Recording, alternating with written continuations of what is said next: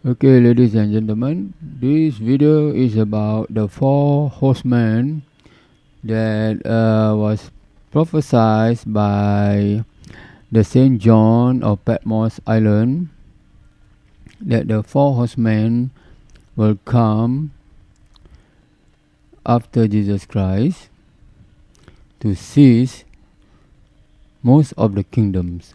In fact, the four horsemen were capable of sizing up the largest kingdoms of the previous kingdoms of Nebuchadnezzar, Darius, Alexander, Caesar, Napoleon, and of course the little horn, the Pope, the Vatican. Okay, this is in relation to Daniel 2. Okay, Daniel 2 is about if you have wisdom, it is about the coming of the rising force Islam. Okay, because Muhammad represented the stone. You see, all the previous kingdoms, they were all pagan, polytheists, statue, idol worshipping in the form of statue. And then that's the reason why the stone smote the statue, because God wants in the future nobody is to worship a statue, but everyone is to worship one direction that will be shown later by Muhammad. Okay, if you can see from all the previous kingdoms, the Pope, Catholics, they are actually pagan in the form of Trinity, a borderline of polytheism.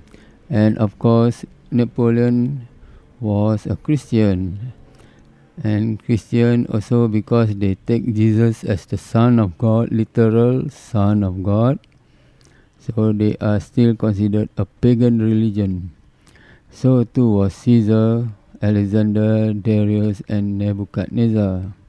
Okay, so the dream of the statue by King Nebuchadnezzar is about God is telling you way ahead that Islam is coming, because Islam represented by the stone, and the stone will demolish the statue. Okay, the kingdoms of paganism before the arrival of the stone of Islam. As you can see, the four horsemen, and the white horse was Prophet Muhammad himself. He also conquered, and followed by Abu Bakr. Abu Bakr was a red horse, and Umar was the black horse, and Usman was the green horse. Okay, so the moral of the story of Daniel 2 has relation to the arrival of the four horsemen, because he is to fulfill Daniel 2, I think verse 35, that the stone will demolish the previous kingdom and will establish his own kingdom, and the kingdom of Islam will last forever. Okay, even during at the time of Muhammad, they already by the time of Osman, they already seized 1/4 of the earth. They already conquered 1/4 of the earth at that time. So the stone that fell from heaven is here. It is called the Hajar Aswad, and it is either at the western corner or in the eastern corner of the Kaaba. The Kaaba is the house of God. So many ignorant Christian, Catholics who want to bring down Islam, and then they say this is the image of the beast. This is not the image of the beast. This is the house of God.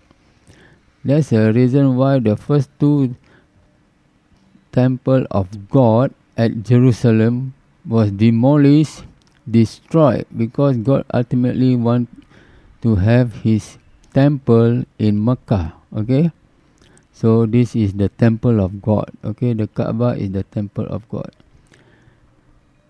So as you can see from here, God smote the statue because God forbids the worshipping of the statue as idol. That's why you must not bow down to statue, but instead you are to bow down to the direction of Mecca. That's why Mecca is in a 4 square.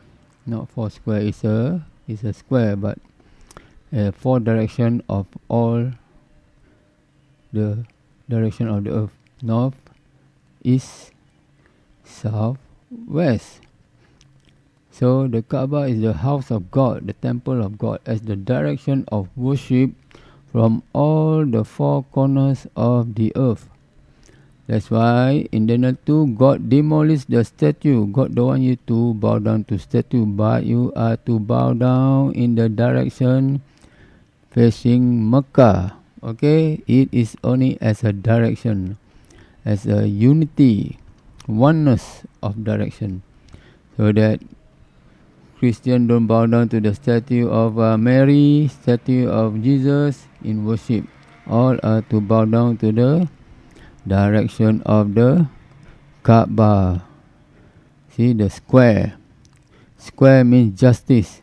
God is fair. Okay. So I hope you will have learned something, that the Kaaba is the temple of God, the house of God.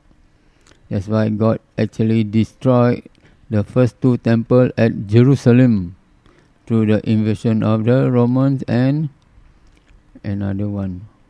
I also forgot. Okay.